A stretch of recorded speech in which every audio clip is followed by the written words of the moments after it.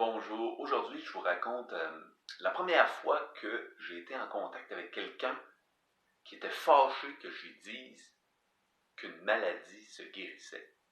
Alors je venais juste d'écouter un super témoignage de Dominique Guyot qui avait la sclérose en plaques, puis qui s'est guéri de la sclérose en plaques. Et je suis allé à l'épicerie, puis il y avait une collecte de fonds pour les recherches sur la sclérose en plaques, exactement au même moment, la même journée.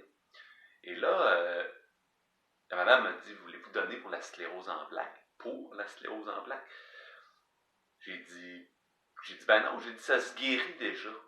Et là, j'ai vu comme elle était venue fâchée. Elle dit, mon mari a la sclérose en plaques depuis 20 ans. Si ça se guérissait, les scientifiques sauraient. Alors, cette madame qui s'est fâchée quand je lui ai dit que la sclérose en plaques se guérissait et qui était probablement très amoureuse de son mari, qui aurait voulu que son mari soit guéri, elle remettait sa foi dans la recherche. Et quand je lui ai dit que c'était déjà possible de se guérir, ben c'est venu en contradiction avec ce qu'elle croit déjà. Son mari est là depuis 20 ans et les médecins disent que ça ne se guérit pas, mais que peut-être un jour on va trouver une cure. Dominique Guyot explique comment il s'est guéri lui-même de la sclérose en plaques.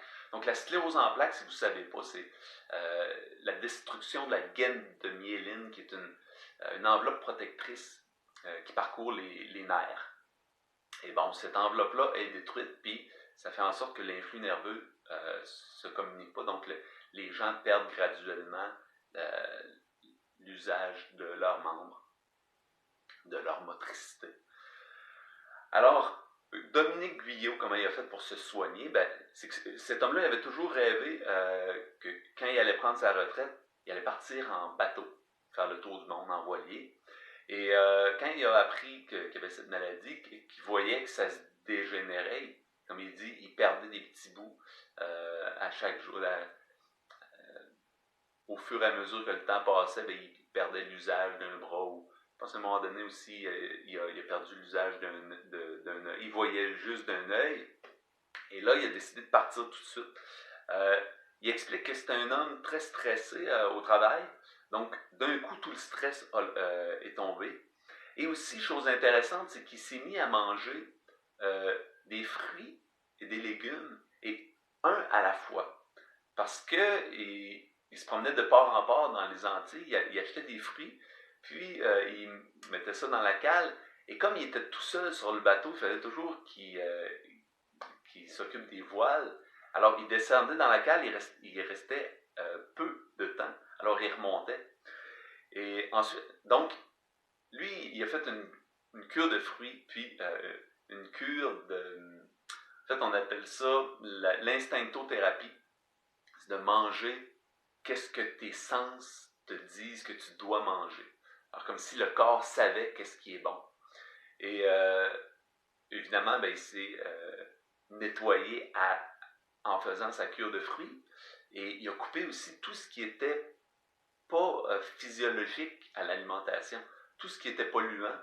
Et donc, graduellement, il a vu les symptômes diminuer et diminuer et diminuer. Et si ça vous intéresse d'en savoir plus, c'est Dominique Guyot, sclérose en plaques, vous allez trouver ça sur Internet, son témoignage. Et c'est vraiment intéressant parce qu'après, il est allé faire un doctorat sur l'instinctothérapie et sur comment on peut, on sait, le corps sait qu'est-ce qu'il doit manger à chaque instant. Alors, cette madame qui aurait donc voulu que son mari soit soigné par les scientifiques, eh bien, elle a pas été en mesure d'écouter ce que j'aurais pu lui enseigner.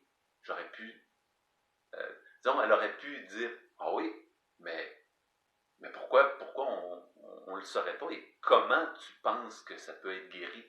Là, j'aurais pu lui parler de Dominique Guyot, elle aurait pu aller voir. Mais sa pensée que si les médecins ne le savent pas, ça ne se guérit pas. Et si ça se savait, les scientifiques sauraient. Comme s'il y avait un seul et unique ensemble qui comprend la totalité de tous les scientifiques sur Terre et que ces scientifiques-là savent tous la même chose.